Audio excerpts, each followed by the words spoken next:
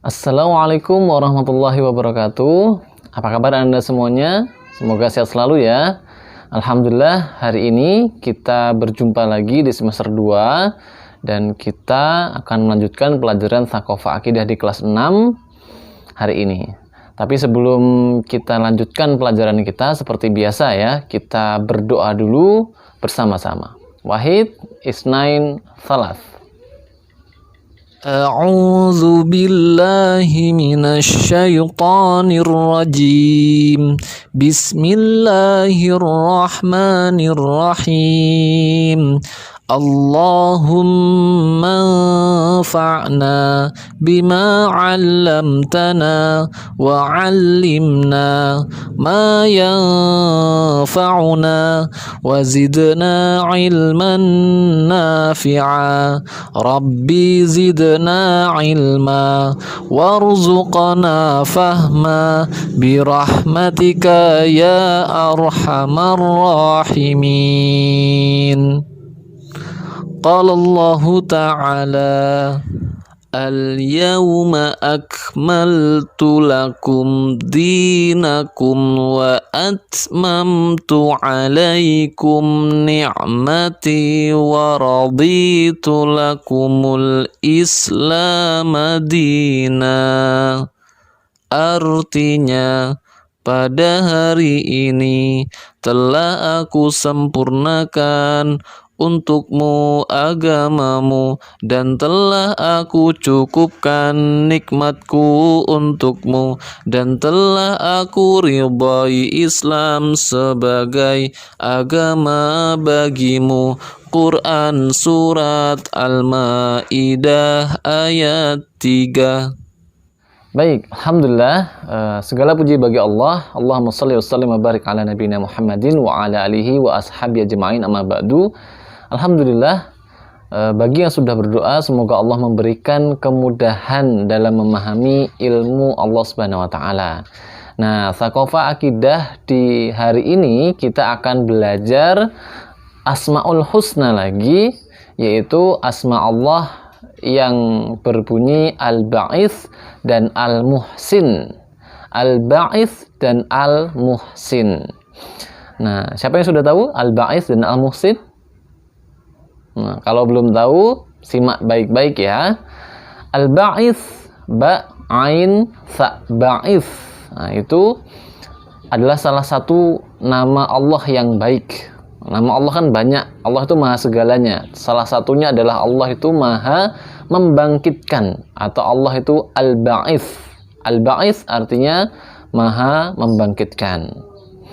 Dalam Al-Quran, Allah Subhanahu wa taala berfirman di surah Hud ayat ke-7 ketika Allah berkata dalam Al-Quran, wa huwallazi khalaqas samawati wal arda fi sittati ayyam, dan dialah Allah yang menciptakan langit dan bumi dalam 6 hari 6 masa.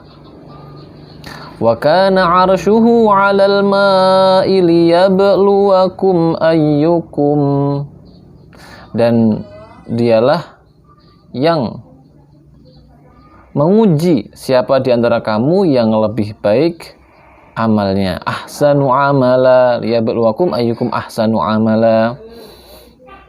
Kemudian wala in qulta innakum mab'utsuna min ba'dil maut,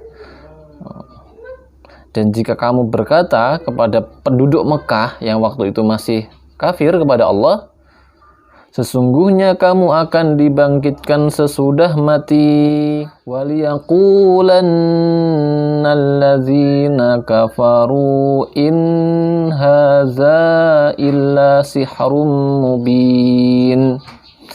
Dan orang-orang kafir itu, orang-orang Mekah waktu itu akan berkata, ini tidak lain hanyalah sihir yang nyata. Padahal itu adalah hari kebangkitan.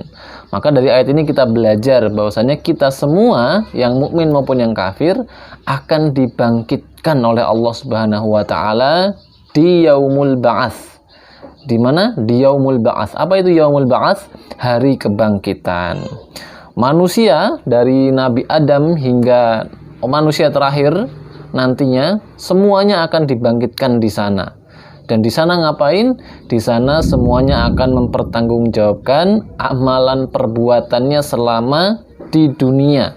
Tidak luput satupun, semuanya akan dimintai pertanggungjawaban.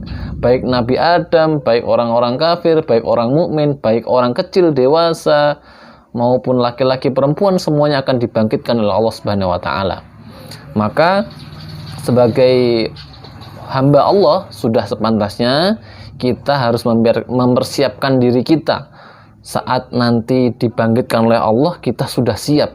Saat ditanya-tanya tentang kebaikan amalan kita di dunia, kita sudah siap. Bahwasanya kita adalah orang-orang yang selalu berbuat kebaikan, selalu memanfaatkan waktu-waktu di dunia untuk beramal kepada Allah Subhanahu wa taala, supaya kita nggak mendapatkan azab dari Allah, gitu ya. Jadi karena kita sudah yakin akan dibangkitkan dan Allah akan membangkitkan semua manusia yang zalim maupun yang taat, kita harus berbuat baik, tidak boleh menzalimi orang lain, karena akan dibangkitkan bersama-sama dan akan diminta pertanggungjawabkan satu sama lainnya. Nah, dalam sebuah hadis Rasulullah SAW pernah bersabda, yatba'ul mayyita salasah. Yang mengikuti mayit itu ada 3. Fayarji'us nani. Sementara yang 2 itu kembali, pergi menjauh dari si mayit. Waya baqa ma'ahu wahidun. Dan yang 1 itu kekal bersama dia, akan menemaninya di kubur, di mahsyar, di yaumul ba'ats akan menemaninya. Apa itu? Yatba'uhu ahlahu wa maluhu wa amalahu. Yang mengikutinya adalah keluarganya, hartanya dan amalnya. Fayarji'u, dan yang kembali ahlahu wa malahu. Dan yang kembali meninggalkannya, enggak mengikutinya, adalah keluarga dan hartanya. Wa yabqa amaluhu. Dan yang kekal bersamanya adalah amalnya. Maka manusia itu akan bersama dengan amalnya saja. Kalau dia berbuat baik selama di dunia, maka akan mendapatkan teman yang baik juga, yaitu amalnya akan menjelma sebagai teman yang baik yang akan menyelamatkannya dari siksa Allah Subhanahu wa taala. Sebaliknya, kalau dia banyak berbuat buruk, maka dia akan mendapati teman-teman yang buruk selama di akhirat atau selama di hari kebangkitan, karena dia mendapati amal-amal yang buruk. Maka kita harus mempersiapkan diri untuk memperbanyak amal kebaikan kita, supaya kita tidak termasuk orang-orang yang rugi. Itu al-ba'its ya. Yang kedua adalah al-muhsin. Allah al-muhsin.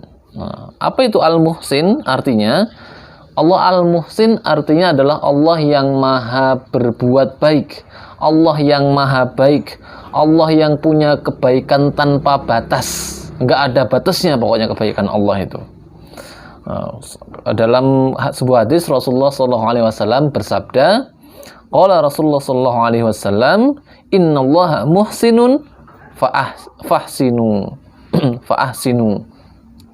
Sesungguhnya Allah itu adalah maha baik, al-muhsin, maka berbuat baiklah kalian. Nah, itu kata Rasulullah. Allah itu maha baik, kebaikan Allah itu tidak ada batasnya. Bahkan jika kita mau menghitungnya, tidak akan bisa menghitungnya sama sekali, karena saking banyaknya nikmat Allah. Dalam Al-Quran, Allah Subhanahu wa Ta'ala berfirman, wa in ta'uddu ni'matallahi la tuhsuha. Dan jikalau kamu menghitung-hitung nikmat Allah, kebaikan-kebaikan Allah, la tuhsuha, tidak akan bisa dihitung, tidak akan mampu menghitungnya. Innallaha laghafurur rahim. Dan dialah yang maha pengampun lagi maha penyayang. Di surah An-Nahl ayat 18 ya.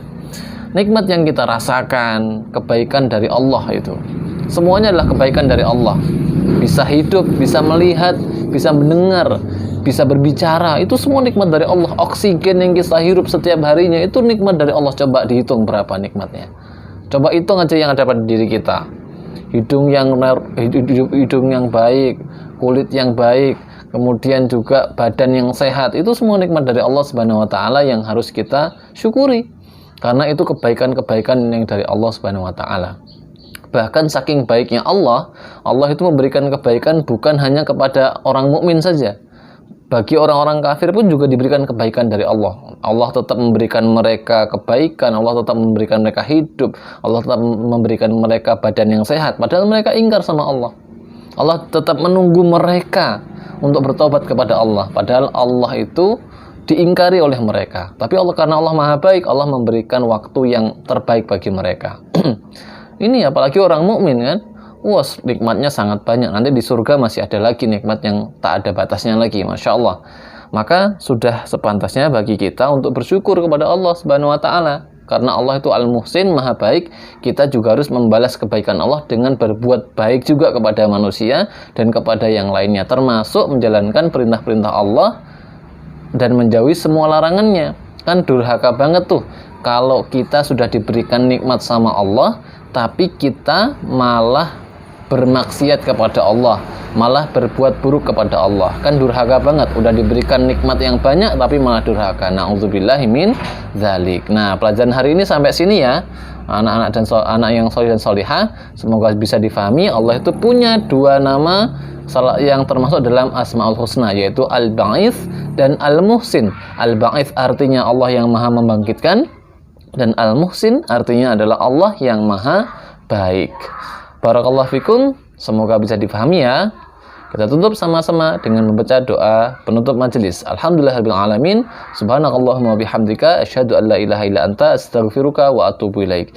Kurang lebih mohon maaf. Assalamualaikum warahmatullahi wabarakatuh. Bye bye.